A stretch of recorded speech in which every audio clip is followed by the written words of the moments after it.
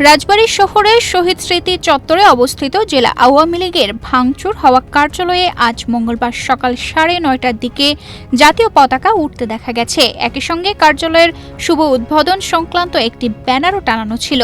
এর আগে 2024 সালের 5 আগস্ট ছাত্র জনতার আন্দোলনের সময় জেলা আওয়ামী লীগের কার্যালয়ে হামলা, ভাঙচুর ও অগ্নিসংযোগের ঘটনা ঘটে।